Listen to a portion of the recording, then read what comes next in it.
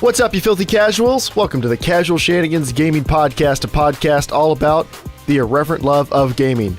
One of your hosts, Jeremiah. Tonight I'm joined by Joel. Hey. And Dave.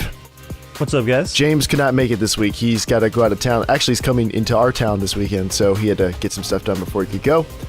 But we are here, and we have a lot of stuff to talk to you about this week. So if you don't know, the podcast is recorded live Thursday nights, 8 p.m. Eastern Standard Time on youtube.com/casualshenanigans/live. And if you can't come out and watch it live, hang out with the community, you can always catch it on YouTube later or on iTunes or your podcast service of choice. But we'll talk about the rigmarole later. For now, we're going to thank our Patreon sponsors. So thank you to everybody who supports us on Patreon. We use Patreon to pay for website hosting, Teamspeak hosting, all that stuff. But we also are starting to use it for something new called Casual Shenanigans Originals, where we're going to be doing more long-form content. We're going to be going more places, doing more things, using some of that money to kind of augment it and make cool, interesting content for you guys. Mostly gaming-related, but not always. So be tuned for more of that stuff coming in the early fall. And if you support us at the $5 per month level or higher, the main additional perk for that is that we're going to send you one unique something this month. And I don't want to tease it too much, but this month's is probably vape related. That's all I'm saying for now. So fair warning, it's going to be dumb every month. It's going to be dumb. There's no telling what it might be. Especially really dumb this month. Yes, but we'll let you know what it is, so you don't have to miss out on it if you don't want to. Any chance we could make a poll of how many people who vape that listen to our podcast? I'm just curious what the percentage is. Well, I don't Because if it gets above 50%, maybe that's time for me to leave, cut my losses. Your losses? That doesn't affect you at all. Oh, that's true. Well, it does affect me in some way. It affects your spirit. I don't think we'd be able to get enough replies to really get a good sample size. Yeah, we have had at least one person write in and say they listen to the podcast while vaping, or they vape while listening to the podcast. So, I mean, it's okay though, Joel. They still like us. They understand. You're an old man. You're stuck in your ways. You know, there's nothing you can do. It's okay. It's death sticks or nothing for Joel.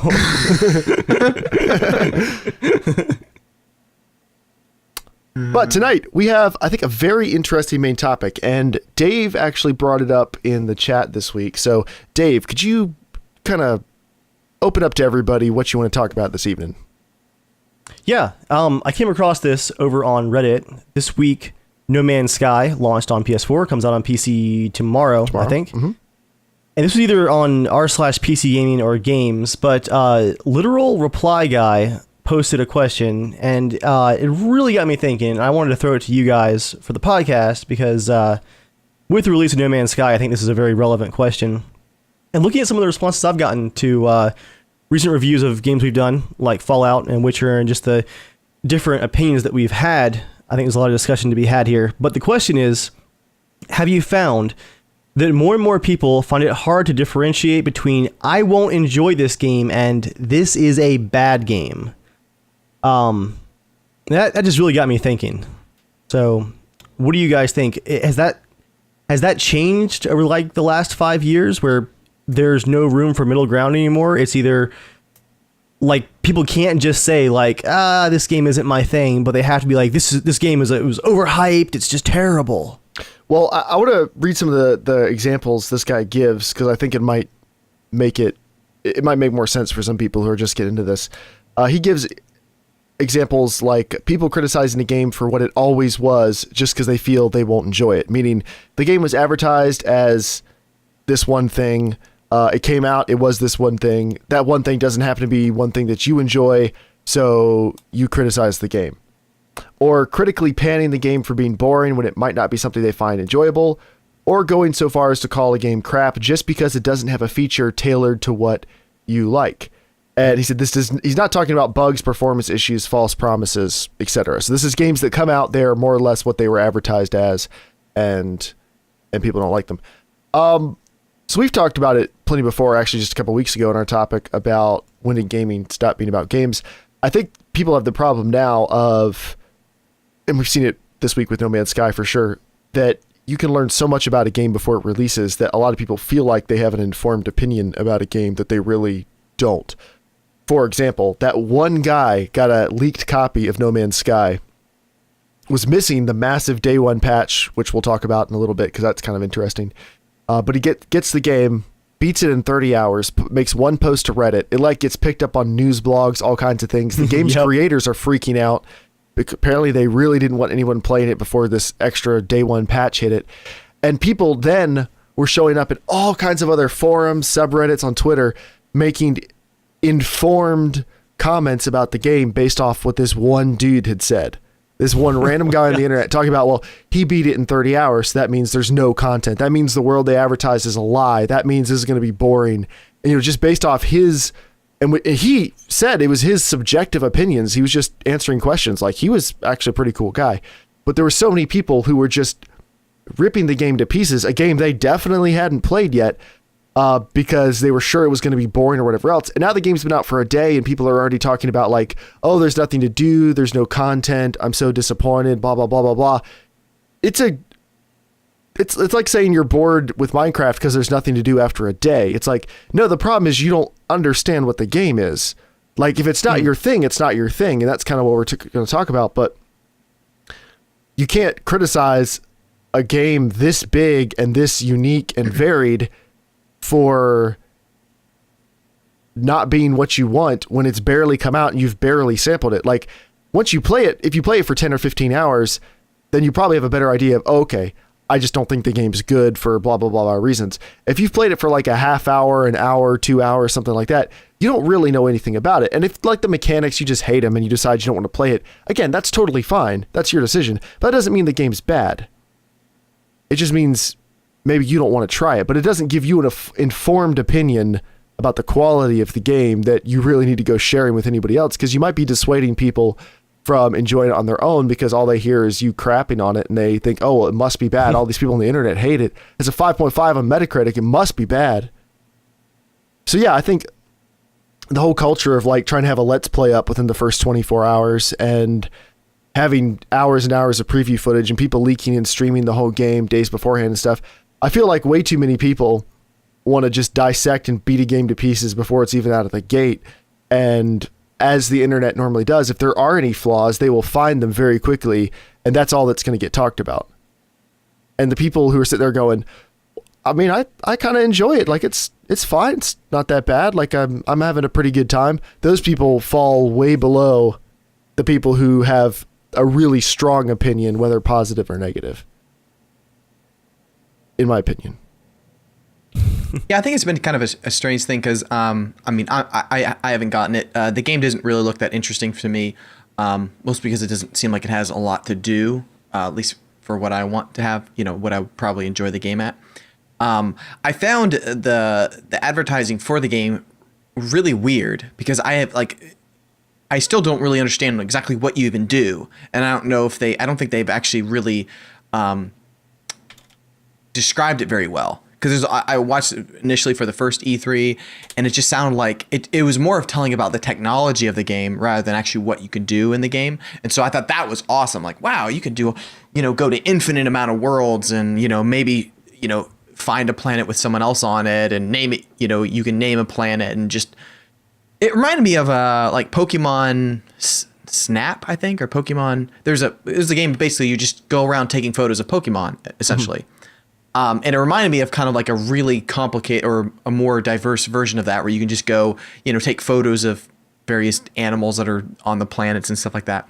But I always thought they didn't do a very good job at explaining like what is the game, because I've watched all the trailers, everything, and I'm still like, what do you do? What is the point of this game? Like, it looks really cool.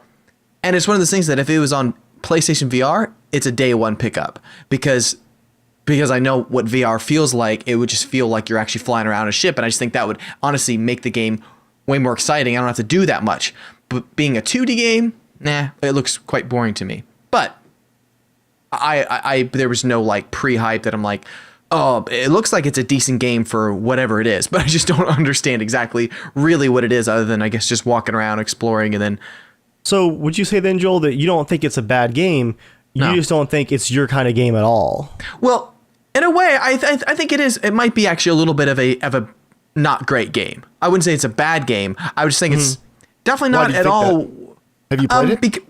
No, I haven't played it, but I've watched probably about maybe 8 to 10 hours of stream of watching. So I'm trying to understand like, Whoa. what is here? Because I was a huge fan of it at the start, but I still was like, what do you do in this game? Because if it is literally just walking around and stuff, like I like, okay, think of what's that game? You never finished it. Everybody Goes to Rapture. You just walk around, look at stuff, read stuff. That's it. But the game is only 3.5 to 4 hours long. Like that. There is an end. For me, I wouldn't enjoy Everybody Goes to Rapture if it was literally just open ended, just keep exploring the cities and that's it. Like, I wouldn't really find that to be a good game because there's not enough interaction of stuff. So from what I've seen, I'm like, I don't know. I mean, like maybe someone would just really enjoy just wandering around. But I feel like it honestly, like for me, if I played it, I think I'd be bored within 5 hours. Like, oh, cool, the next planet. But if there's not like enough of a hook of what else can I do? Because I'm not huge into crafting and stuff like that. So if someone enjoys it, that can be good. And that's what I'm saying is it's not a bad game. It just reminds me of Journey, like the quality of Journey, of the graphics and the UI and all that, and the interact like how the game looks, without I think maybe the more genius story or the emotion that actually comes along with Journey that makes I think Journey a really special game. So, but does that make it a bad game? Because you said you don't think it's probably not a good game. Well, you said you don't think it. You think it's probably not. I don't think it's not good. No, I don't think it's a great game. No. But so you don't think it's just a game that you wouldn't enjoy? No, I mean I think I can enjoy it for about 5 or 6 hours, but I think like to me how it's looking, like it doesn't honestly look like that great of a game. Like it could be good. Like if I was gonna if I had to review it, like I think I'd probably give it like a 7.5 maybe.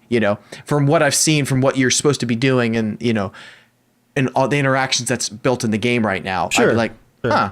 I'm really surprised at the amount or the lack of amount of stuff that from the earlier trailers that I thought you could be doing. So I was like, oh, okay, so it really is. Is it very possible you just haven't seen that stuff yet on? Oh, whatever stream? Sure. Right. So don't you think it's more likely it doesn't look like a game that appeals to you? Except it did appeal to me. That's the difference. Like, right. Really but it doesn't now though. But you still haven't played it. That's the important difference true. I'm trying to point out here is. Yeah. I guess the difference is I love games that are just slow walking around, taking in environments. So that's why I guess like the criticalness is I do love games like that. Now, like it doesn't have like base building and all sorts of like caving through stuff where you can take a tool that so far you can cave down in like Minecraft. That I've seen. It has a variety of things. And yeah, it has stuff where you can like destroy stuff and like you collect it, and you can use it as resources. But I haven't seen so far that you can actually tunnel underground and build the same way like Minecraft. Yeah, well, it's not for staying on a planet though. That's not what the game. No, is about. I know. Well, I know that. I'm getting to a point. Like Minecraft, I didn't like Minecraft because I just get bored. I don't really want to build something. I'd rather have like a story or a quest or something. And so the game, from all the trailers that I saw, looked like it actually had a little bit more of a story connecting, and it wasn't just you arrive on a new planet, explore, and then maybe hop to the next one and refuel your ship and fix stuff and then go to the next one. So I don't know. We'll see as I think time goes on. But I was really excited for it, and I love games like that. I love just like the atmosphere and music, just to get lost in something. So and again, it's one of those things where I think if it was on VR for me, I would enjoy it a lot. But see, like I didn't enjoy Everybody's Gone to the Rapture. Like within 20 minutes, I knew it just wasn't the game for me. But I don't think it's a bad game. Yeah. I was never excited about it. I mean, it wasn't on my radar, so there was nothing for me to be excited about. But I played it. I think it's beautiful. I think it's, a lot of other things. It's kind of nice, but I did not enjoy it at all. But I don't think it's a bad game. I just think it's not the game for me. In the same way, so the difference being, Dark Souls 2, I think in many ways is a bad game. And this is bad like on a sliding scale, not bad like all the way in the pits. But I feel like a lot of its gameplay mechanics are, and we've talked about this before, so I'll just be brief, but are unfairly weighted into punishing the player's sense of enjoyment rather than punishing them for making mistakes or how they play the game. Like it feels like the game has a meta game on top of it where it's just trying to poke at you the entire time. But I mean, I still played through the game. I think Dark Souls 3 gave me some nice context because I thought it was quite a bit better. Like, and they optimized a lot of that stuff, and I think the overall gameplay loop was a lot more fun. But I respect all the people who really, really enjoy Dark Souls 2. So, like, I have my opinion about all these mechanics that I think are very poorly done, but I don't think it's really a bad game. It was a bad game for me. Like, it wasn't a good game for me, but like, I wouldn't try to convince someone else it was a bad game unless we're having a discussion like it, which on this podcast, we've had the discussion about the Dark Souls series a lot. So, that's a little bit different, but I don't think it's bad though. It's just not the type of game I would enjoy. Another good example being Madden. Madden is obviously not a bad game. It holds no interest for me whatsoever. I would get bored of it so quickly. But I don't think it's a bad game. I think it's just about subject matter that doesn't at all appeal to me, and I'm cool with that. In the same way, I don't care about Dota or League of Legends or Counter-Strike. Sid Meier's Railroads. Sid Meier's Well, okay. I don't care about all those. So, but I don't feel the need to like convince other people that they're bad or anything like that. Like, I've got a good example for you guys based around this question. Back in November, I put up my Witcher review, basically why I think, for me, The Witcher's the best game I've ever played. And it's been really interesting to watch the comments on that video for the last 9-10 months, whatever. Because it's very rare that I get someone who says, The Witcher just wasn't for me. And I got a couple of people who are like, I'm not big into dialogue, and I played like 10 hours, and it was really good dialogue, but I can't stick with it. So you have a few people who are like, okay, yeah, this game's not for me. And which you have like the people who absolutely loved it, which is the majority of the comments. But most of the people who didn't click with The Witcher, it's not the ones who are saying, it just wasn't quite my thing. They come out of the gate with like, The Witcher 3 is the worst overhyped piece of crap I've ever stepped on in the street. Like, literally using some of these just over the top phrases like it makes me so angry this game got so much attention. This is the worst thing I've ever seen. The developers are terrible. It's like they can't take that step and say, these are the reasons I didn't like it. Therefore, it wasn't the game for me. But maybe I'm just missing something that didn't work for me, because there's obviously a lot of attention that it got that it just didn't click with me. They go right to this game is bad, and like, there's no discussion, there's no anything. They like toss the anchor out, and that's where they stay. And they insult you if you try to offer up a counterpoint. They're like, no, you don't understand. If you understood what I understand, then you would know this game is bad. Like, if you don't think it's bad, it's because you don't understand. There was one guy whose comment thread lasted 6 months. He started out the gate with the strong, this is the most overhyped game in history, and I was like, oh, rolling my eyes. But then he had a couple of good points about the last stage of the main quest being a bit rushed, about he didn't care about Gwent. So, I mean, if you don't care about Gwent, I think it's a great game, but if you're not into card games and he refused to try it, so that was the first problem. But that's a decent part of the game. That was a big part of my enjoyment, so sure, I can see why that wouldn't click with somebody. But he went on the list of like, the combat got repetitive after a while. I didn't like the leveling up system. I didn't like the abilities. And a lot of it was nitpicky, but I was like, if he actually had issues with all this stuff, those are some legitimate things that would cause you to not enjoy a game. But then it got into like the ridiculous about how the developers are liars and scammers, and their DLC program is set up to make them look angelic, but it's really just taking advantage of the consumer, all this stuff. But the discussion thread that he started went on for 6 months, and he never left that opinion. He never listened to anyone. I never talked with him, but over the course of 6 months, probably 40 different people replied to his comment. And he got more and more angry and just vile, and just like dug his toes into the dirt and just like refused to move. And I finally ended up wiping the thread out because he was personally attacking people every single day to the replies. And it really amazed me that like he just couldn't accept, because people were coming back with like actual replies to his stuff. Like, yeah, the combat's not perfect, but I enjoy this game's combat a lot more than Assassin's Creed, and here's why, A, B, C, D. And he comes back with just his same argument again, and he just could not accept that some of his problems with the game might have just been his opinion. He just couldn't accept that. It had to be the game is objectively bad, and that's where he's stuck. That's hugely, Dave, because I feel like the older I get, the more I feel that people are so pigeonholed to feeling they have to be a part of the most popular vote. And when they aren't, I mean, no one enjoys ever being wrong. Like, you know, I mean, there's never been a time where like, I'm really happy I'm wrong, unless, you know, you're happy you're wrong, you took the wrong turn and didn't die, you know, but like I people cannot handle the fact that, oh, I could be wrong about something, like, but it's okay. Like, that's something that's totally okay if you're like, if that's your opinion and you can be, I don't know, kind about it. You know, they want to force it that that's their opinion. That's it. They don't want to have anyone else stomping over that. They need to be the final say in it. It's ridiculous. So, a little interesting in the r/PC Master Race. So this is a community that by and large has not played No Man's Sky yet, since it's a good example. Here are some choice comments. Because, well, if for anyone who doesn't know, Jim Sterling, he's a game reviewer. His website got DDoSed because he gave No Man's Sky a 5 out of 10 and called it mediocre. That's an average score. That's not like he hated on the his game. site, it's actually average. On IGN, that would be like the game literally doesn't run. You know, a lot of review sites do kind of do the whole 6 to 9 ranking system because a lot of games probably deserve to be in there. But Jim Sterling swings a lot more, you know, one way or the other. So people DDoSed his site to take it down. Here's a comment.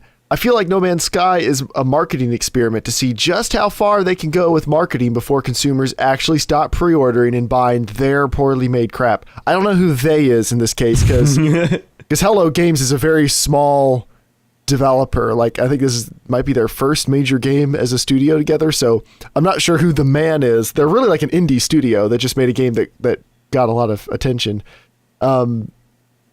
Yeah, but like, so they're mad at it. Like, they feel like it's I'm sure they're a little tongue in cheek, but they feel like it's an experiment to see how bad you can make a game they haven't played, how bad you can make a game before people won't pre-order it, which of course you shouldn't pre-order, but that's neither here nor there.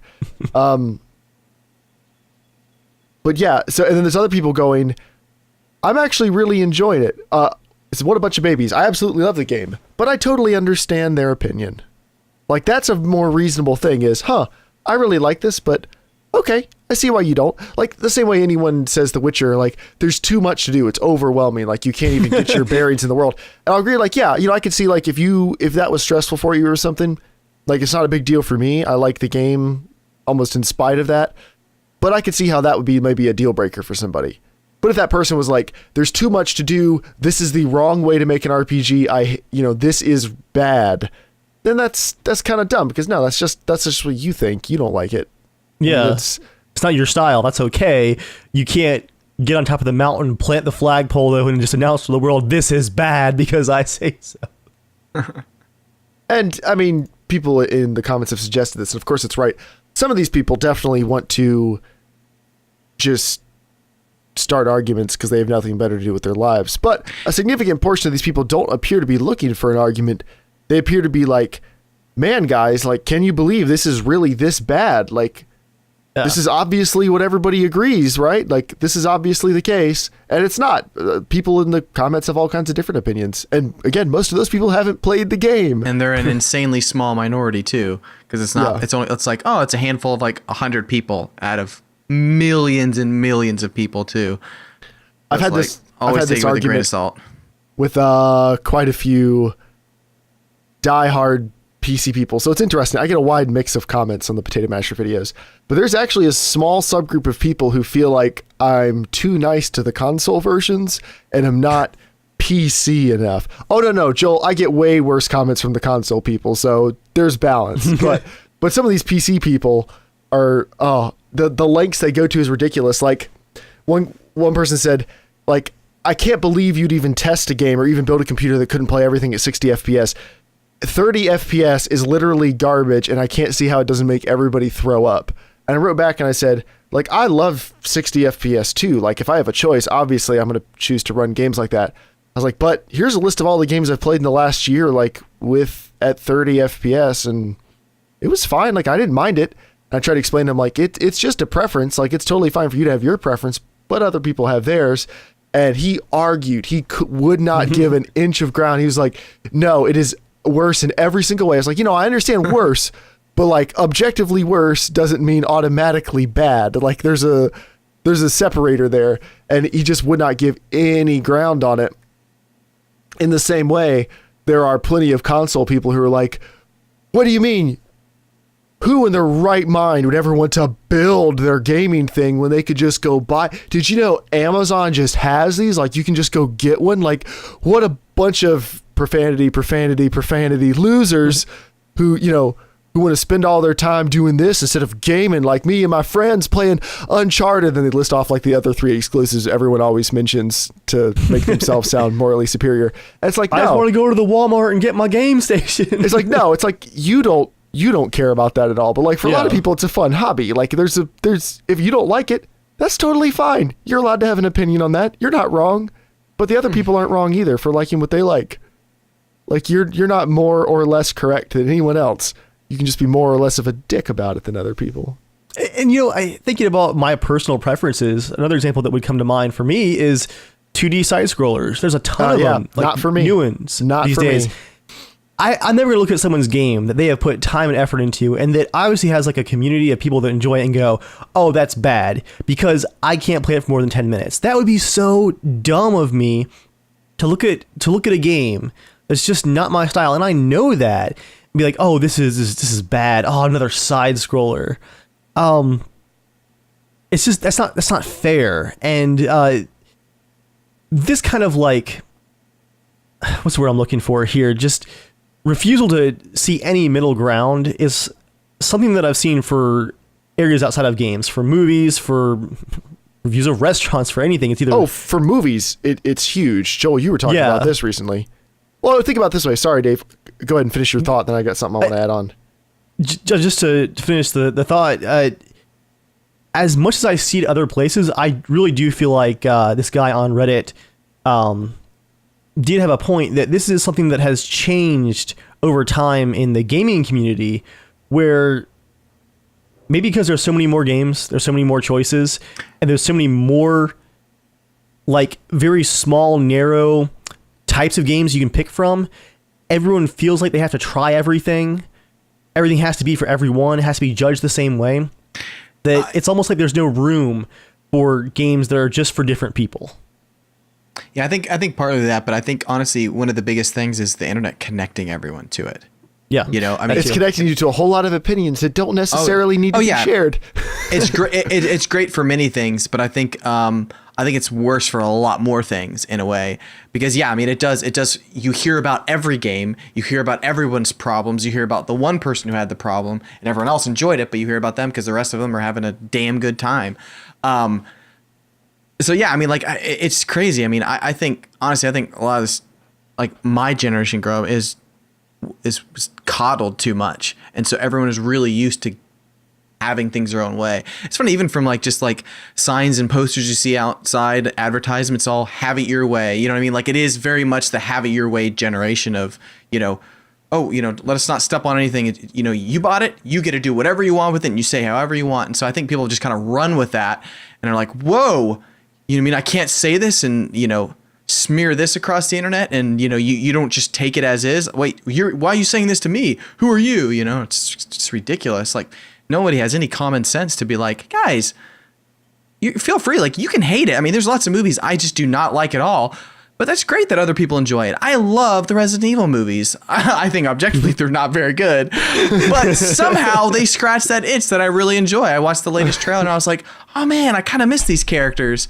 I'm like, I don't know why, but it's fun. I enjoy it, So I want to piggyback off that for movies. So obviously we're not going to talk about my love for the Fast and the Furious. Well, we will briefly. My love for the Fast and Furious franchise. You could mention any flaw with those movies except for plot holes that people don't understand, because there actually is more of an overarching storyline, but if you've only seen all the movies once, you're not going to pick up on some of the finer, more subtle points, and that's okay. I don't expect a lot of people to watch those movies more than once, but if people talk about like it's dumb, it's this, it's that, like some of these characters are one-dimensional, blah blah blah, I'm like yep, I love it, I don't care. Now, but no, the movie I wanted to talk about is Batman versus Superman. So, very critically panned. Audiences seem to enjoy it quite a bit more. but a lot of people did not think it was a good movie. And a lot of people dumped on it as being like, it's so horrible, it's so this. Because they were comparing it to the Christopher Nolan trilogy, and they were comparing it to the Marvel movies. And admittedly, Marvel's doing a pretty great job of making a cohesive comic book, movie, and TV world. So Marvel's been doing a good job. DC's going to get compared to them. But if you watch Batman versus Superman in a vacuum, or let's say you pretend the Nolan movies never happened, go watch this movie and the 1989 Batman back to back, and then talk about which movie you think is a better Batman movie. Like, people are kind of spoiled on so many awesome movies that a movie comes out that I think is honestly, like, it's well filmed. Like, you look at the cinematography, a lot of the still shots people pull out of it, it's very artfully done. Whether or not it's your style, it's very artfully done. And like, the music is pretty awesome, and the CG for the most part, like the special effects, they hold up really well. Like, there's some issues with the story. There's definitely some stuff that doesn't make sense. The Ultimate Edition makes it a little better, but you could see there's a lot of legitimate complaints people could have about how much that movie makes sense or whatever else. But go compare it to like any comic book movie from 10 or 15 years ago, and it would be hard to say this movie is not objectively better in most respects. But people still dump on it like, it's just so horrible. It's just so terrible. I can't believe they put out this garbage. It's like, do you honestly think the people who made this thought it was garbage the entire time? Like, they probably knew they weren't going to win an Academy Award, but like, it's not garbage. It's just not your thing. And some people can watch it and go, I just thought it was dumb. I didn't enjoy it. I don't get it, whatever. And that's most people. Most people just move on after that. But some people then will spend the next like 2 weeks screaming about it on social media about how terrible it was, and they want their money back and they can't believe it and blah blah blah blah blah. It's funny. I was over at my brother's house. Like the person who is talking about suing.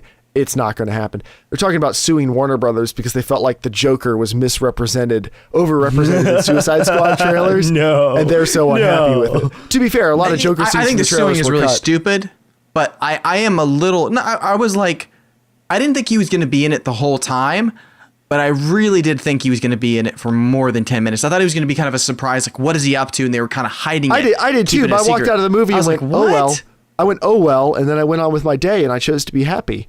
No, but instead of being like, you don't people on YouTube must then pay. But okay. But from the perspective of someone like, if I went to go see the next Star Wars movie and it's looking like Luke Skywalker is going to be in it, it's going to be legit, and then it turns out to be like Episode 7 again, like so, like where they tease it like he's legitimately going to be in there doing some stuff, and then he's not, and I would be like, that was not right. That was pretty bad, because I love the Joker. Joker is one of my favorite comic book characters of all time. I just love his craziness. It's just fun to watch him. And I was like seriously pissed because I'm like, I don't know if I liked him or hated him because he didn't get to do anything in the movie. And so Right. so I was really pissed about that, because I was like, man, those trailers sure hinted like he was going to have some cool couple scenes or do something, you know? And then I was like, wow, he really had like nothing. It was not just a little bit. He had like nothing. Yeah. So it's funny. I was talking with my brother, and he hates all superhero movies. Like, he hates them. He's like, why do freaking people watch them? Because first, he just thinks they're really bad. And I think in a way, a lot of superhero movies are not very good. They're just so surface level, which can be fun. But a lot of comic books are too. They are. Yeah. But he hates the fact that they're taking such mainstream, that they're just taking over everything, that they got rid of the middleman, essentially, movies anymore. The middle movies just are not being made as much. Yeah. They're just not. Yeah. They're not profitable anymore, and it just kind of sucks. Like, dang it. Because like, there's so many really good movies that come out, but you just don't hear of them because they're, they don't have that, iconic name or title to it, or now because the Chinese market is getting massive, and it could be overtaking the US pretty soon. And that's going to be huge to dictate what movies we're going to be making now. Yeah. Now, Joel, in the spirit of talking about the differences between not enjoying something and thinking it's bad, can you say something nice about vaping? And then something nice Look at his face. And He's doing it again. something nice about Arma for Dave. I can say something nice about Arma. I can't say I'll take it. Okay, the one good thing about vaping is if it helps you to stop smoking and then eventually stop vaping, then that's good. All right. Now on to Arma. Yeah. Arma. I'm sorry. I won't make you do that again, No. Joel. I'm so sorry. No, look, I'm sorry. I can tell that hurt a little It bit. hurt so much. I was clenching the whole time. Arma is, I mean, again, I love DayZ, so I mean, they're not massively different. But I think DayZ is pretty cool that you can, like Dave, it allows people like Dave who enjoy building stuff and their heart's desires can flow out and do whatever they want with the game. I think that's great. I think that's really cool that there is a game out for people that really enjoy that and like being pretend military in a computer game. Thanks. Sorry, I was just being a dick at the end. I put on my tactical vest every time we play. With all my patches on it. I make them all call me sir. There's a roll call. I play the actual bugle over the microphone. Yeah. The two games I was going to mention was Arma and what's that? The space game. It's like top down and like roguelike, I think you call it. FTL. Yeah. I was just gonna call those games that maybe a little less on Arma, where I think it's not a great game, but I think it's a good game. Like it's a good game, but it's not my thing. FTL, I think is a really fantastic, well-made game for what it is. It's just not my thing. I just don't enjoy it. Yeah, that's me with all side scrollers. I can't get into them, and I mean, I enjoyed Mario back in the day and stuff. I can see why that's such an amazing game, and I've played plenty of side scrollers. Like I understand side scrollers pretty well, but I don't enjoy them. I don't enjoy them at all. Like I don't find them fun. I don't find them interesting. I don't find them any of that stuff. But did you ever find Mario Brothers 3 or like those? Yeah, I played. I played Super Mario Brothers, Super Mario Brothers 3. Some old Sonic ones. I was just curious if you enjoyed them back in the day because that kind of was the only games then. Yeah, I enjoyed them a lot back in the day. Also, I think I was younger. I was a little faster on my reflexes. I could play them for longer to get better at them. Like, and another thing is, I didn't have that many games. Like, if I went over to a friend's house and they had an NES and they had Super Mario Brothers, that's what we're playing. Now, like, because of getting review codes and doing stuff for the YouTube channel or whatever, I get like probably 2 or 3 games a week some weeks. And like it's just this deluge of stuff. Some of it's great, some of it's okay, some of it's not very good. Some of these side-scrolling games that you don't want to play, send them over to me. I kind of want to try them. Well, okay, I'll keep that in mind. but it kind of takes some of the novelty away from it, but still, I mean, even the games I don't enjoy, I try to be as neutral positive about them because I think there's something good in most games. Most games are not total cash grabs that are designed just to screw you over, take your money and leave. A lot of mobile games are, but most games there's good stuff about them. But are there any other games you guys want to mention as we close this out that are good, but you don't like them? Not really another game, but I wanted to kind of balance the discussion just to end things and wrap things up. 86, the Mad Hatter in chat had a really good point. He said that he's more bothered by people who won't say anything negative about a game than people who do. And that's I think an important other side of the coin. I think you have to be careful that you don't, outside of people saying like this is bad, 100% bad, you also need to remain objective and understand that nothing is perfect, and don't be blind to the flaws of the games that are out there. I think that there's a middle ground that you should aim for, where you're not announcing that something is terrible, and you're also not announcing that it's perfect, so that if someone disagrees with you, you can at least approach their opinion and try to understand it, instead of being stuck on either side of the issue with this is 100% bad or this is 100% good. There's got to be a balance. So in that spirit, Dave, because I mean, I'm a pessimist. You guys know me. I can find something bad to say about pretty much anything. So not that I really need to right now, but Dave, like, could you rattle off a couple things that you think objectively The Witcher 3 sucks at, or that are bad about The Witcher 3? Because I've talked about it before on the review, actually. Okay, I see, because on the podcast, I don't think we've probably ever covered those from your perspective. When it first came out, okay, I think. There was a, I'm not going to use the word downgrade because it's my trigger word. There was a reduction in graphics from the original trailers, like literally every other game out there. It was still the best looking game at launch, so I don't think it was that big of a deal, but it was an actual issue if you chose to make it one. The controls are still not great. I've had people on Twitter and some personal friends in real life who tried to get into The Witcher and just could not get past the controls, and I'm like, yeah, I can see why. Even with the alternate controls in the game, they're not perfect. I've gotten so used to them now that it's hard for me to be like, oh yeah, controls, that's a real hold up. But remembering back to my first couple days, the amount of times I fell off of walls and stuff, I was like, okay, yeah, that's an issue. Last part of the main quest was a bit rushed, and if you weren't super invested in the books and the previous games, the main quest didn't mean as much to you. It was more of a fan service thing, which is a negative if you're not a super fan. That's just off the top of my head, 3 of the main issues that I had with the game. Joel, Still my best game ever. can you list a couple things that you think The Force Awakens did really poorly? It was edited really, really fast. It was super fast paced. They definitely could have slowed down quite a bit.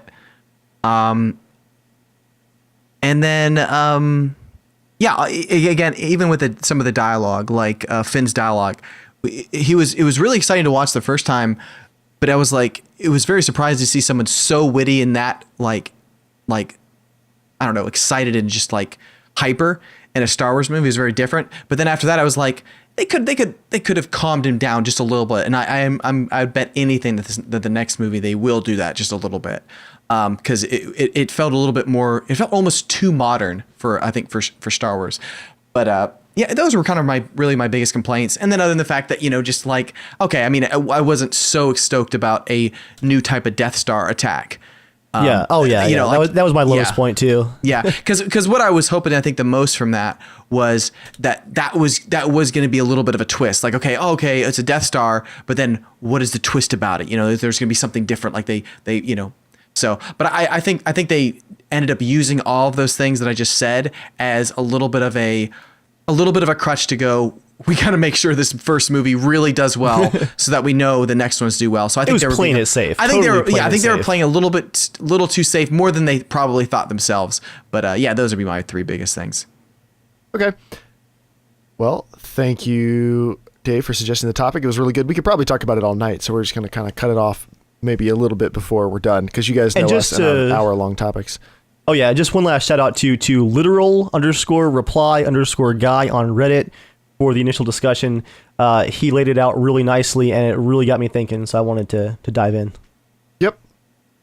And now we need to circle back around and thank our Patreon supporters, because we started doing that, and I launched right into the main topic, so that's my fault, because guys. Joel rabbit trailed on vaping, as usual. Like, it's every 10 minutes, vaping rabbit trail. Vape trail. Sick vape trail, bro. All right, Joel. I made myself feel a little bit queasy just thinking about this. So now that we finished that discussion on understanding the difference between something not being for you and just being bad, we're going to let Joel get back to just hating on vaping nonstop as the worst thing to ever hit the world. But Joel, we're going to thank some Patreon supporters. So you said you have a voice for this first one, you think? Yeah, I'll do. Okay. Someone mentioned in there to do Bill Clinton. I'll see if I can do that. I was listening to some clips while you were talking to him. My fellow Americans, Isaac just pledged. Now, I don't think Isaac actually had sex with anyone, but he did pledge. He did pledge to make sure our podcast is going to be a fantastic podcast. Now, I guarantee everyone here that our podcast is going to be better because Isaac pledged. He did not have sex, but he did pledge money. Thank you, Isaac, for your pledge. Jeremiah, did Joel just call our new pledge a virgin on the air? I think he did. And Joel, I got to say, you have another voice for the repertoire now. That's another solid voice. I don't really remember what Bill Clinton sounds like. He was president when I was a lot younger, so I've heard him speak a few times, but not, sounds like a white dude. I don't know. Here's my review, Joel, just real quick. My objective review. I don't know if that was Bill Clinton, but that was a new voice. So just hold on to that. Yeah. Now, tell you what, how about a Trump for the next one? Ooh. Honestly, I don't know what his voice sounds like. I haven't watched a lot. I've seen a good bit of it. Just Trump. I'm just looking up Trump voice. just talk. Yelling. Never Bridges. No. Just never finish a train of thought. Just change mid-sentence what you're saying 10 times, and then you're good to go. I'll do the Emperor instead. I know the Emperor voice. Which Emperor? You guys wanted me to do Trump, right? Oh, okay. I'm just kidding. I know, Star Wars Emperor. Okay. Good, Michael. That's not it. That was not. That started. Is that like I a felt comic myself. book special? Yeah. Good. Hey, y'all. Oh no, it's me, the Emperor. It's like it's in my head, and I'm like, all of a sudden I hear it like going, "I want to come out." I'm like, no. Your friends will die. 1, 2, 3. Michael just pledge. Thank you very much, Michael. You're the best. Oh, cucaracha. Oh, that's my offense. Yeah. Well, thanks, Dave, for pointing it out. I try to slip in the bit of racism. Oh, Thanks, good. Dave, for pulling Thanks. it out. 2016. All right. With that, we move on to the news. This time. All right, so we're back to talking about No Man's Sky. We are going to have more gameplay impressions of No Man's Sky in the future. I think I'm the only one who's played it.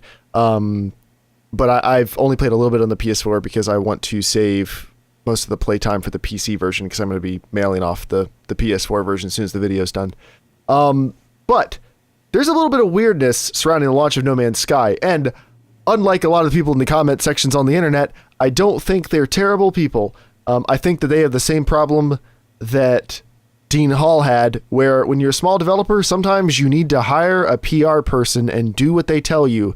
Because when a developer is really excited and they're talking about their game to the press and they're tweeting about it and answering questions, they can very easily make an offhand comment that people will take the wrong way, and then people think that's a promise and that's how things are going to be, and that's an actual confirmed feature now, and blah, blah, blah, blah, blah. So there's been some weirdness with No Man's Sky. Now, it was initially advertised as a multiplayer game, but not really. So it's a game where everybody is playing in one universe, but the universe was so big that there was almost no chance people would ever see each other. They said, Sean Murray, the head of the studio, said that if they had 1 million people that start playing the game and they put them all on 1 million different planets, most of those people would still be so far away from each other they'd never find each other. Like, that's because it's a procedurally generated world. He was trying to say there's no limit kind of to the size of this universe. People are never going to find each other.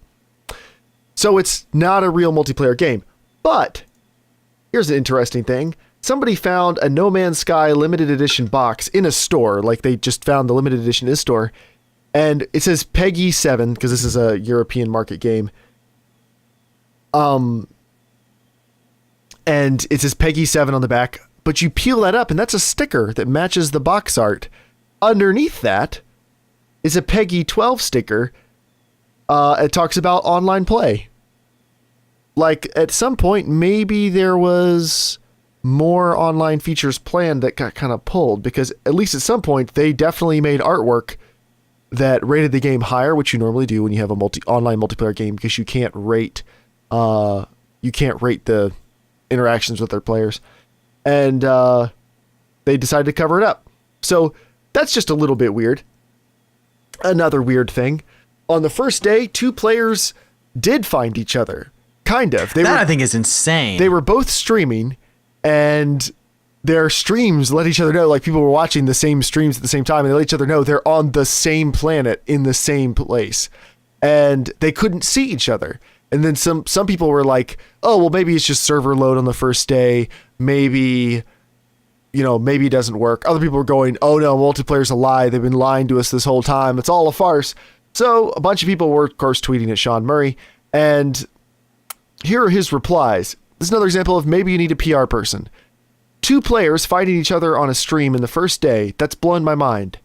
Next tweet. We added a scan for other players in the galactic map to try to encourage this happening. We wanted it to happen, but the first day? Next tweet. We wanted people to be aware they're in a shared universe. We added online features and some Easter eggs to create cool moments. We hope to see those happening, but too many of you are playing right now more than we could have predicted. It's a testament to how amazing our network coders are that discoveries are still working at all. So he in no way answered, is this actually a multiplayer game where you're going to see people or not? He just kind of hinted and ran around in a circle about it. Which I don't think he's a bad guy. From all the interviews I've come across, he seems like a really earnest guy who's really excited about this game. Like, actually, they wrote in the front, I think it's the limited edition book. He wrote this little couple paragraphs talking about how it was so, he said he felt sick at how nervous he was for people to see this game, because it's not really a game that's ever been made before. For better or for worse, it's unique. It is very, very different.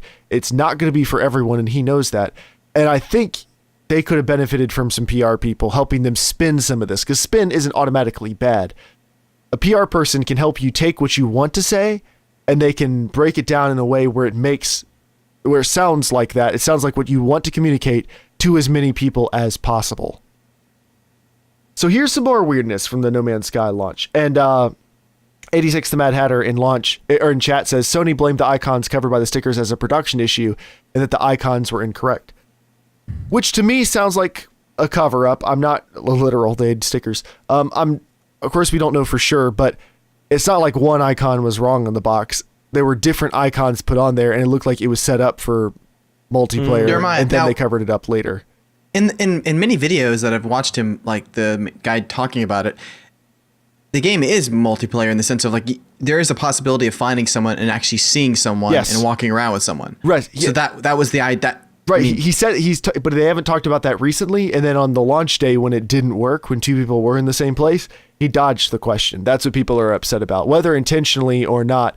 Yes, he's been talking like it's going to be this way for a while, but then it sounded like he dodged it. And again, I don't think he was trying to dodge it. I think he was just excited and responding to a million comments. Right. I think he's more of like, oh, like, holy shit, how did someone find someone already? Like, right. Because you're supposed to, because he said many times that it's almost literally impossible.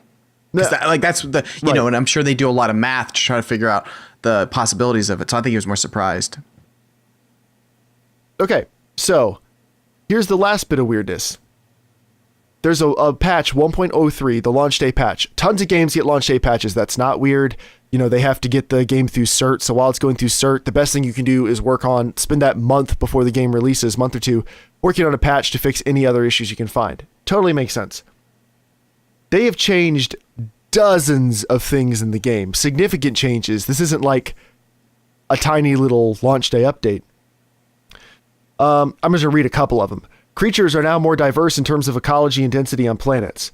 We changed the rules of the universe generation algorithm. Planets have moved, environments have changed biomes, galaxies have altered shape, all to create greater variety earlier. Galaxies are now up to 10 times larger.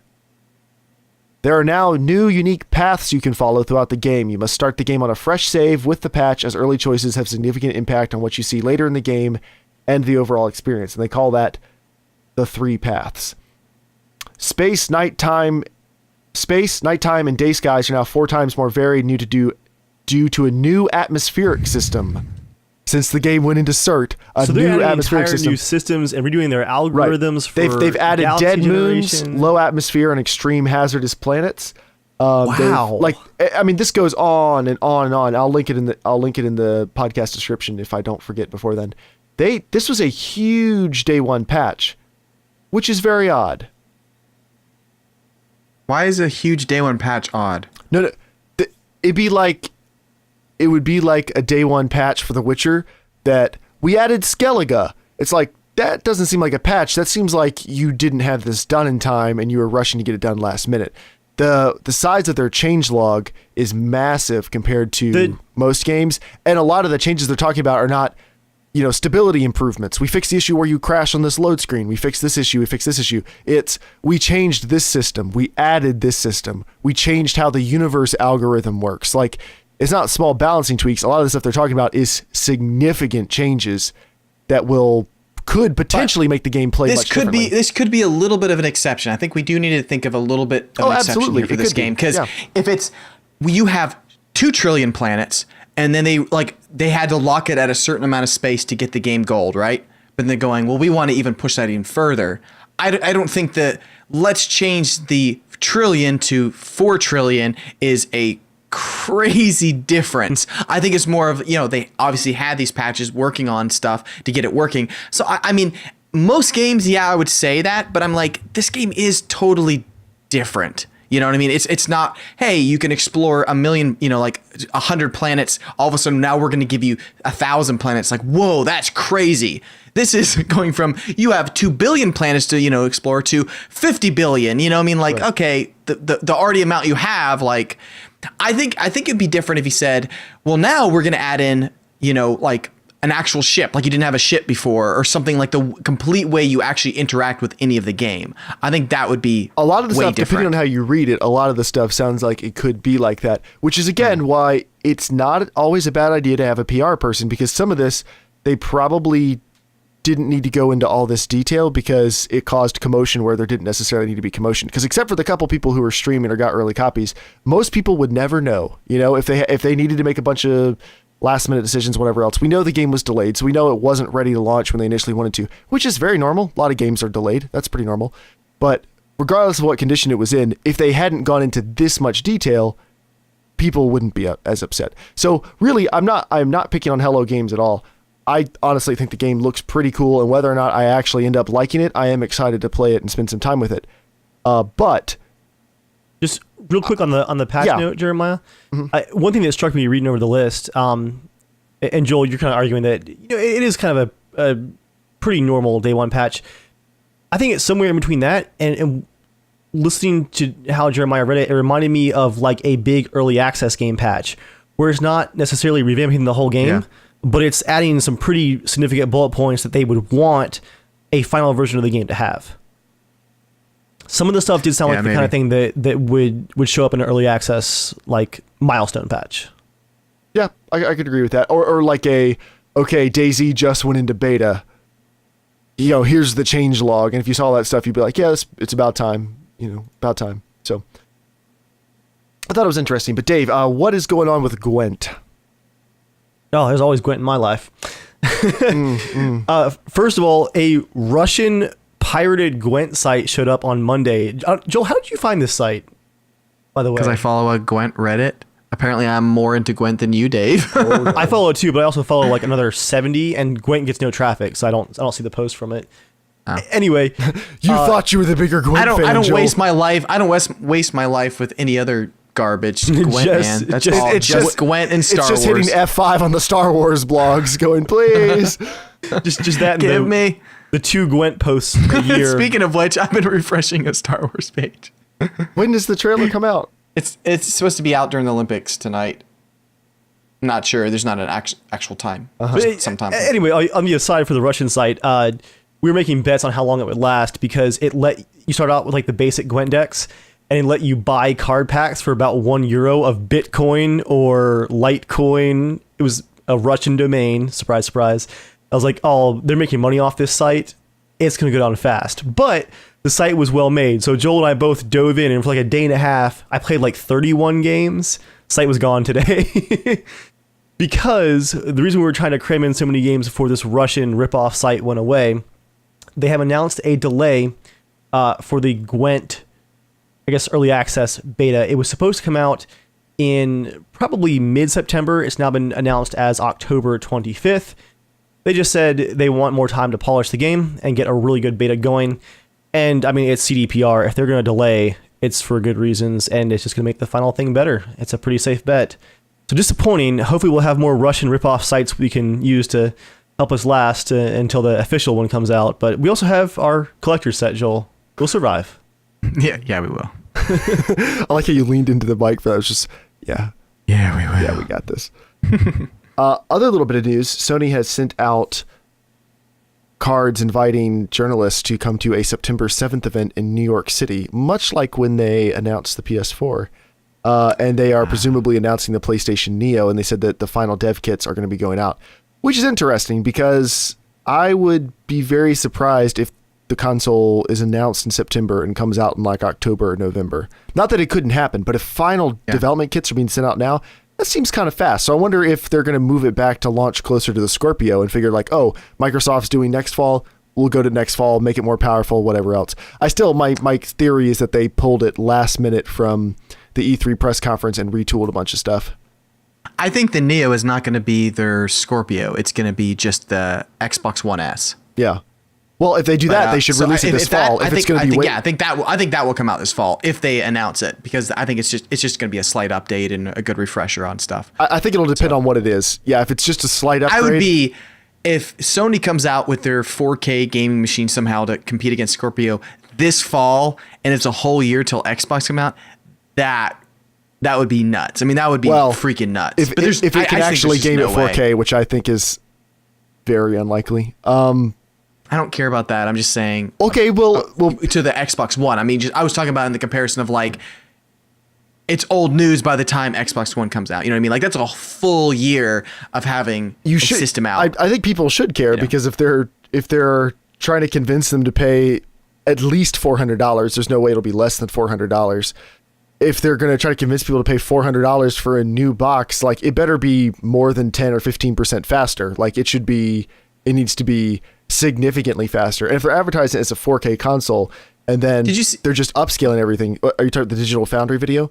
Yeah, for Xbox One. One S, yeah, it is a little bit faster. Yeah, they said about 12% better. Well, in some games, in other games, there's no difference. Yeah, not necessarily all in games, because it might be just how it runs it, or like how the GPU is a little faster. If it's CPU bottlenecked, though, the games don't run any faster. So it depends on the game. But with the Neo, I don't like the whole idea of them announcing a 4K gaming console that is upscaling all the time. Not because, like, I actually like resolution scaling a lot. I think it's a great compromise. So I have nothing against resolution scaling. I use it in quite a few games, but I think it's going to be selling people on a little bit of a false promise of like, look how good we're going to make your stuff look.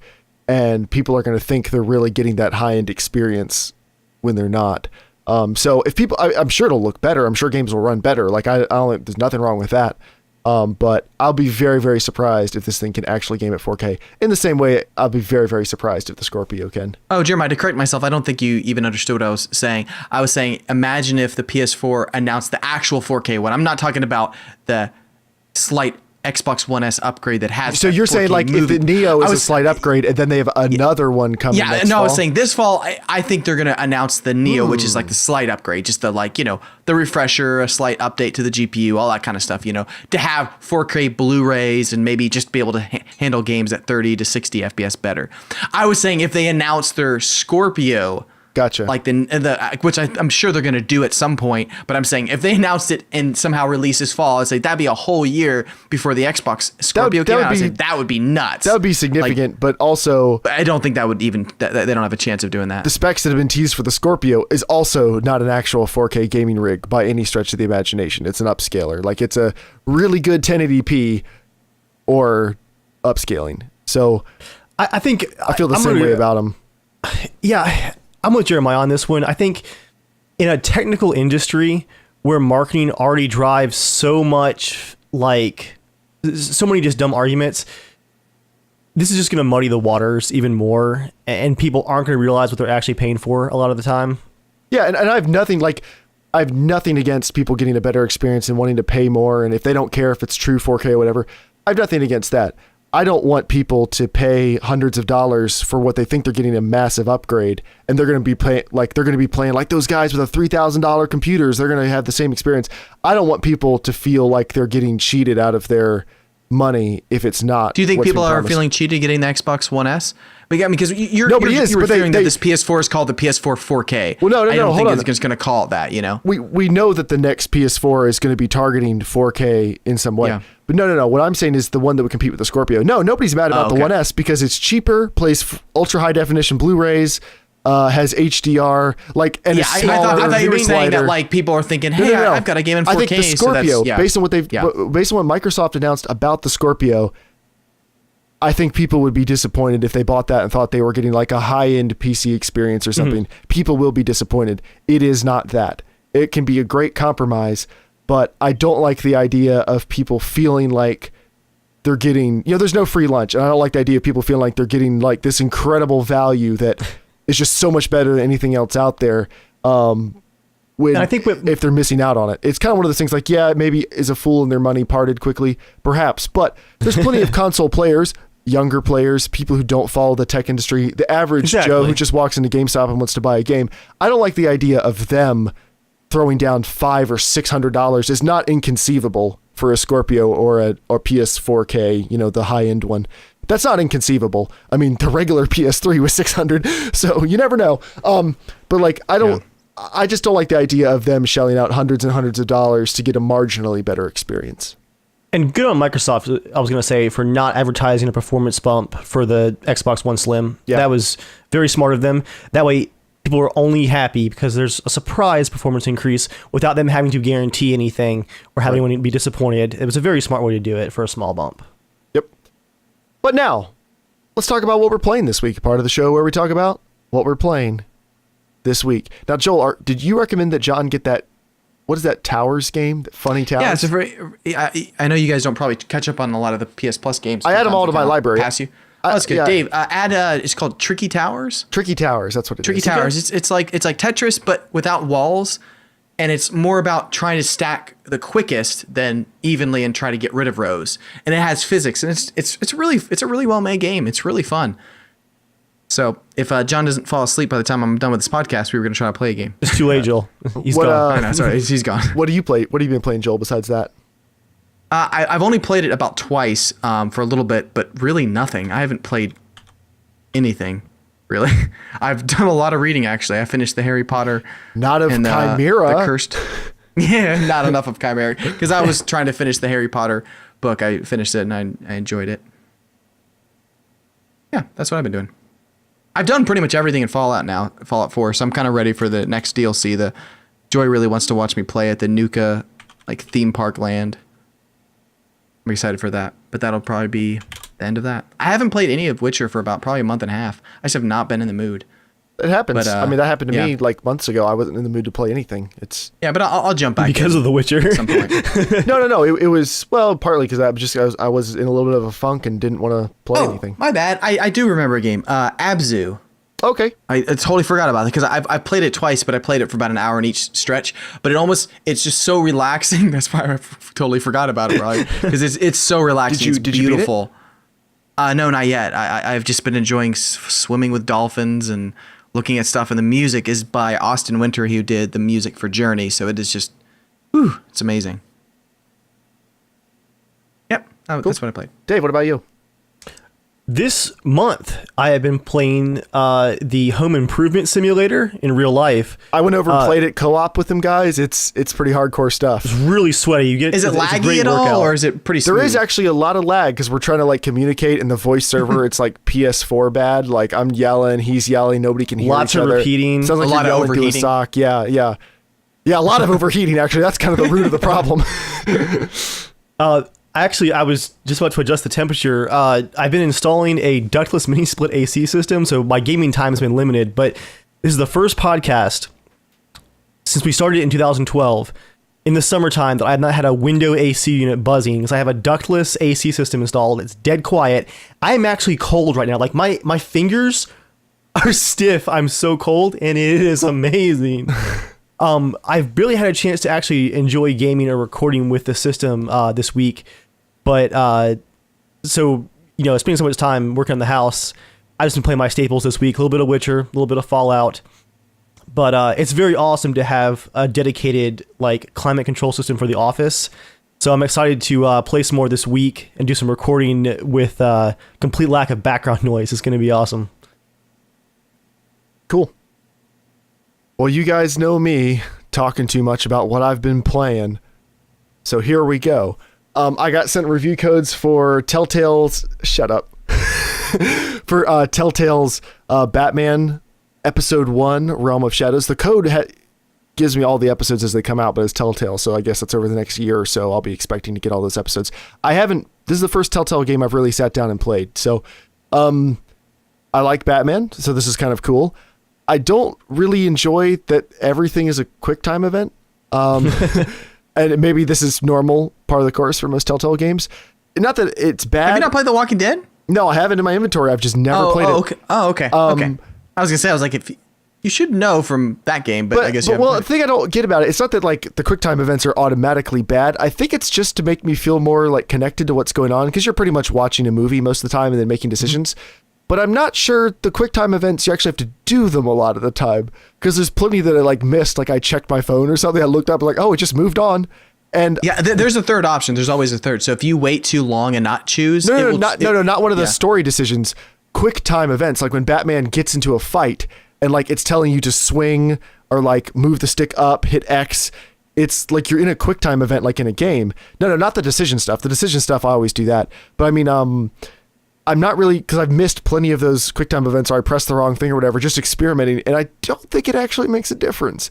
And then when you're making the story decisions, some of them are interesting decisions, and there's like a lot of gray, morally gray stuff. But all the times where it says they will remember that, they will keep that in mind, they learned something from that. It's like, I don't think these are going to make that big of a difference. Like, there's no way the game is branching this much based on what I'm doing.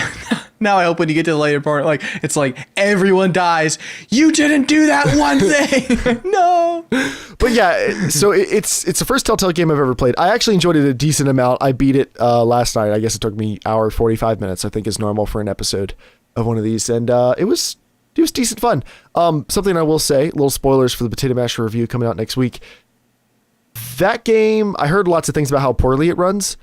On the PS4, it runs from the mid-teens all the way up to 60 at 900. Oh my gosh! It's got a nice range at 900p, 900p like letterboxed.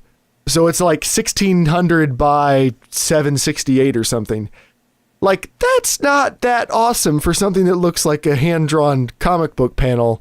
Whatever system they use for their games, like in even between interactions and stuff, there's always like major issues, like glitches and hiccups and stuff between like presidents, like So what's interesting is like, so it's almost never at 60. It's at 60 if you're like zoomed up really close on something. Like it'll jump up to 60 real quick, and then it noticeably jumps back down. A lot of the time, it's in the 20 to 25 to 30 range.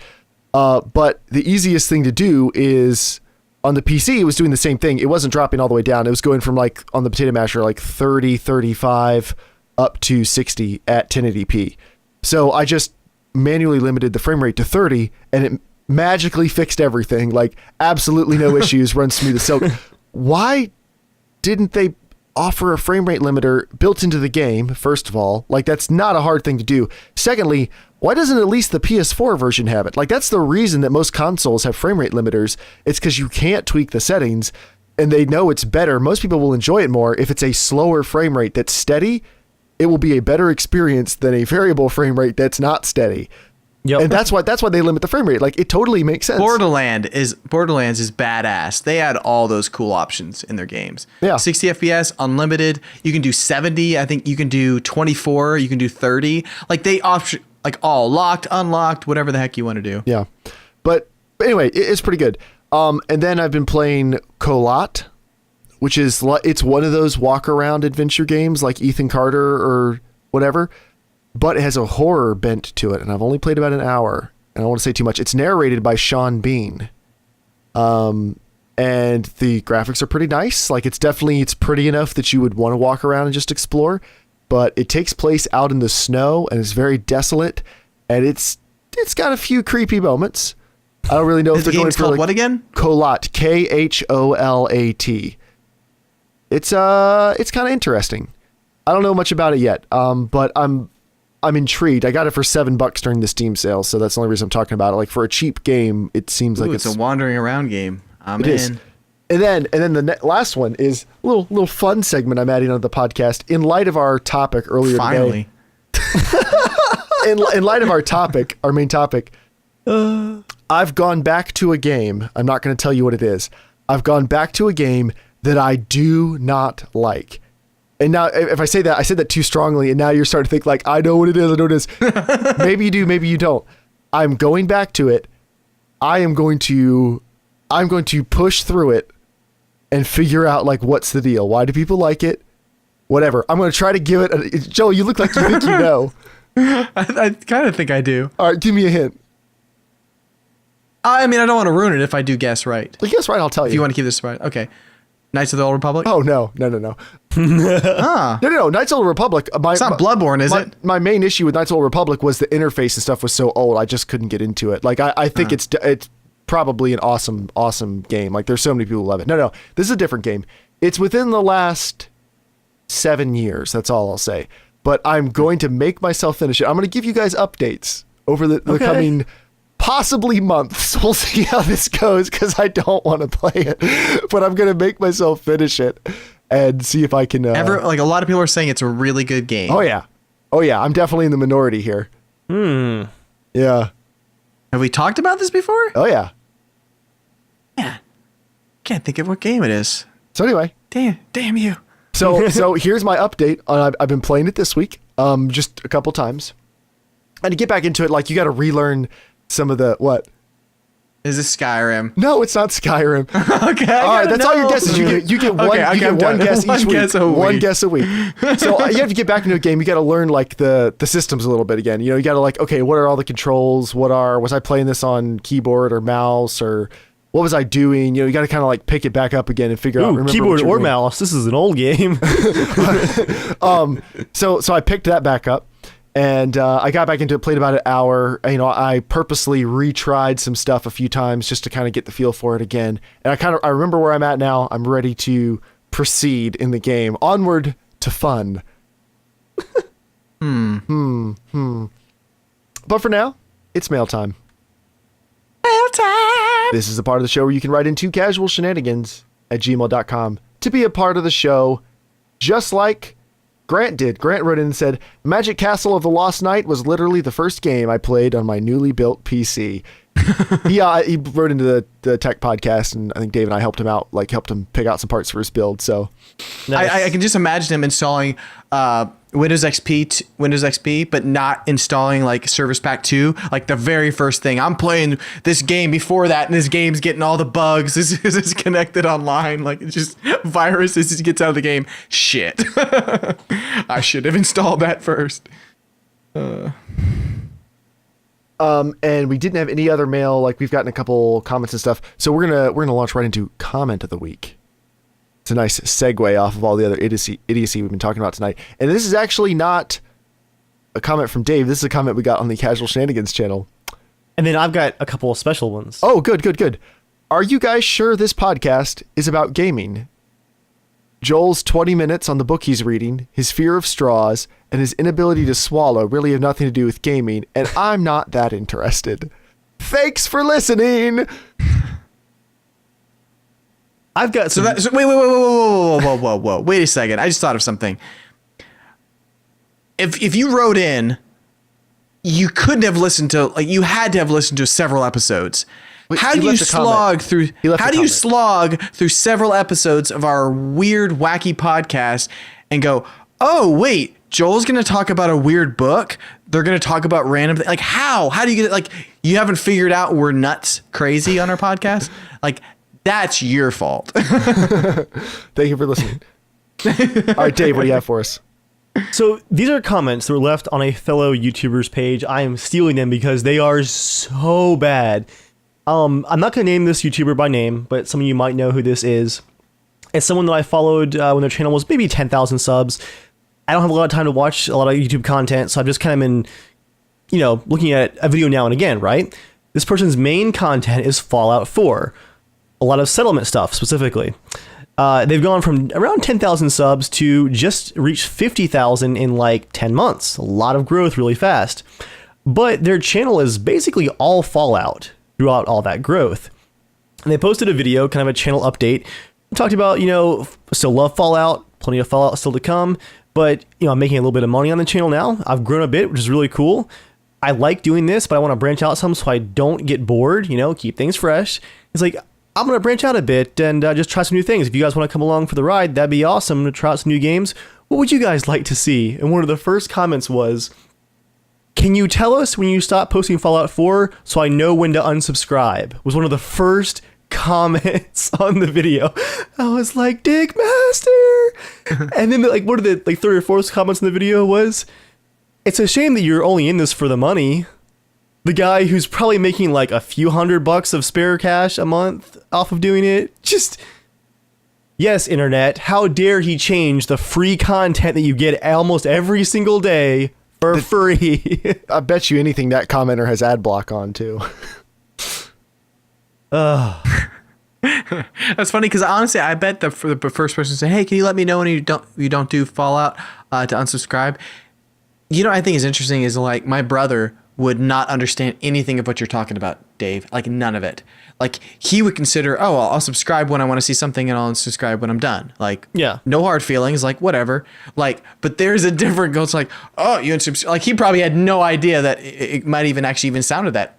There's a difference Douchebaggy. between unsubscribing when you're not caring about the content anymore and announcing to the world that you're unsubscribing because their content has changed. Like the comment was very obviously posted to be mean. Like the commenters like that 100% know what they're doing. Except my brothers sometimes have commented on YouTube and didn't realize it's actually like there. Like they thought it was sending a direct message. That'd be even worse. Not everyone knows that. I mean, like I'm just saying, not everyone knows I actually that. wish the guy who sent me a very detailed message on how I should kill myself, I kind of wish he left that as a comment. It felt like that would have just been the uplifting type of stuff that everybody could have enjoyed together. But unfortunately, he did find the message button. Unfortunately. Do you have another one, Dave, or is that all for this week? I'm a bit afraid to go back to that video and look for any more because that Well, sucks. you know what that means then? It's time for 90 Seconds with Joel, a part of the podcast where Joel always leaves you satisfied and smiling. Joel, go ahead. Did you think about? Did you plan that? Is that Yes, something you were thinking? obviously. Okay. I appreciate that. No, that meant a lot to me. I mean, I think I said way nicer things. No, but it was a nice little jingle that like meant a lot Okay. to me for the 90 seconds. Just, It was also a sexual innuendo. I know that. Okay, but all right, you just had- making you sure. had- You, I want to you know had why. thought to it. I You want had to know thought why to it. it So I meant thought, a lot to you. I just want to make sure we're on the same page there. okay, two quick things. I know how to become a pro tennis player. This is going to be offensive. Okay, Let's hear so I it. was thinking, what if you spent all your time now? No, I think this is actually possible, but it's one of those where it's such a risk where you would no one would, in the right minds would ever want to risk their time spent practicing this way that could give you horrible results. Like you wouldn't want to practice the wrong way of doing something, right?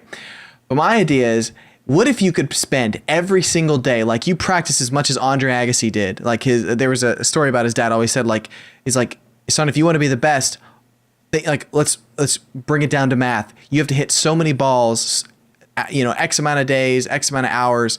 Eventually, like if you already have a little bit of the talent, you're going to get good, My idea is, what if you could serve and hit the top of the net and have the ball just drop over every single time? Like, I mean, even if you could get it over 65% of the time, like that's all you spend your time on. Every hit, forehand, backhand, hit the top of the net, just drops over, right? Because I was playing ping pong with some friends at work, and we were thinking about this, and I was like, I think that's actually possible, because I know a lot of people that when you start playing, you start hitting the top of the net and they just consistently hit it, but you don't want to learn to do that because you want to actually get the ball over because it's such a chance.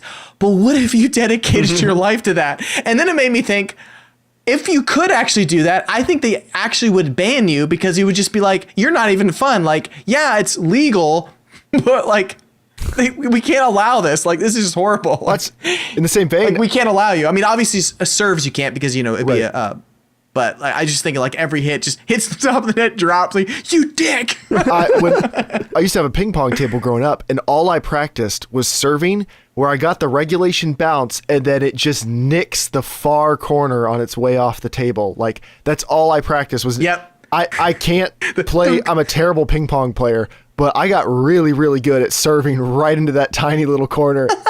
And I won a couple games on rolling technicalities the entire time. Like, I always wonder, like, could you become a professional ping pong player and win tournaments if you could literally 85 to 90% every single time you hit that? What if the other person obviously serves first? Well, they would destroy you on that. So it would be even. Like, you'd have to be a decent, semi-decent, but the rest of it is just all the time spent to hit the net. But I just figure, like, I think they would literally like, all right, we got to make a new rule. You can't do that just for that one person. All right, second thing, freaking mouse smoothing. Why is that a thing on PC games? It's still a thing. Like, you're still like, why does the mouse feel weird? You're going mouse smoothing. And I want to ask, please mail in, who the hell uses that? Is that a thing? Because I never use it. I hate when it's on. I know Dave hates it when it's on. It doesn't make any sense. But are there people that enjoy mouse smoothing? Is that something that you're like, I hate when here it's we go. direct? It's right here in the acceleration? description, Joel. Mouse smoothing is the interpolation of raw input data from the mouse in order to prevent jerky movement on low resolution mice. So not everyone has a G502 or a high-end Razer. So if you have a 700 DPI Microsoft mouse and your sensitivity is cranked low, when you move your mouse, you're going to actually see like the individual mouse movements with mouse smoothing turned off. So that's why it's there. And if I could offer, I feel like all modern mice have high enough resolution that's not an issue. But so it's a holdover from an older time, maybe. Maybe they know more than we do, though, about though. If I could offer up an alternate opinion, anytime I record any footage and I use a mouse, some people will complain when they're watching it that it looks jerky. When you're playing it, it doesn't feel jerky. When you watch it back, it looks jerkier because you're not doing it. PC footage can look a lot jerkier because you're flinging the mouse around a lot faster than you can with a controller, and it's not as pleasant to watch a lot of the cases. So I think that's why mouse smoothing is a thing. Mouth smoothing. You've got some mouth smoothing going on right now. But I think that's why that's a thing, is because it's to try to like make it look more presentable, like a better experience. Because on some games you may not notice. Now I'm the same way as you. As soon as I go, oh, what the heck is this? I go turn it off as quick as I can. But I can see why that would appeal to some people, because some people are really, really bothered by slightly jerky looking gameplay. Honestly, it does not bother me that much. I've been gaming on a PC for so long. Like, I get more bothered by like the lack of control on a crappy controller game. Good example, No Man's Sky. Trying to hit something with one of those blasters is terrible because there's no auto aim at all. Oh, you have the game? On PS4, yeah, I've already recorded the PS4 footage for the review. It's so hard to aim one of those little blasters on a fast-moving target because there's no auto aim at all, and you're just like stabbing wildly into the dark. Like, a little bit of smoothing on that would go a long way. You know, like, it depends on your control scheme, but it's not necessarily smoothing that makes good controls though on a controller. No, it's a lot more than that. It's But not auto aim either. smoothing can help make up a little bit for less than perfect controls. It can help a little bit, or it can break it. Yeah, I don't know. I honestly don't think smoothing is used much, because I've often honestly Googled like, why is like how to turn mouse smoothing on this, and everyone wants to know that. So I'd be curious, like, yeah, like, is anyone like I would consider themselves, I'd say, a hardcore PC gamer? Do they use that? Is that something you use? Yeah, like, I don't know. Is that something like, oh man, I'm really glad that, like, I don't know, we're really in the minority, and maybe more people use mouse smoothing than we have any possible imagination of. I don't know. It's weird. Mouse smoothing is like the vaping of controls. All right, not everything is related to vaping. I don't know if it's really that bad. I think it's probably a little more of a gray area, but sure. We'll let you have that one this week. Well, it's like, here, do you want less control? And it's not even like, oh, a little bit of smoothing. It's just like, whoa, mouse trails. That's all I have today. Thank you. Next week, I'm not going to be here, but the other three will be here. And who's hosting? Is James hosting? I think James is hosting. Said he was. Yeah. So you guys have fun. I'm going to be out of town on vacation, but the rest of these guys will kill it, I'm sure. But until next time, you can write into casualshenanigans@gmail.com to be a part of the show. You can tweet at casualshanaga. You can go check out our website, which is, of course, casualshenanigans.com, where you can download the Magic Castle of the Lost Knight, the game that Joel made and released to all of you for free, that features the four of us. For free? On PC and Mac. Multi-platform. Joel. The second least loved, the third least loved gaming platform behind Linux and the PlayStation Vita. You realize, Joel, you can put multi-platform game developer on your resume now. you have a game launch. I haven't even had to release a day one patch either. It's done. It's out there. It works. It's solid. There's problems everywhere. Content? We're never going to fix them. They're just there. It's part of the charm. Also, Dave, you need to play the game, damn it. I need to play a lot Dave of games, has not Joel. played it yet. It's hilarious, and it features all of us and Dave, and I wrote it for Dave.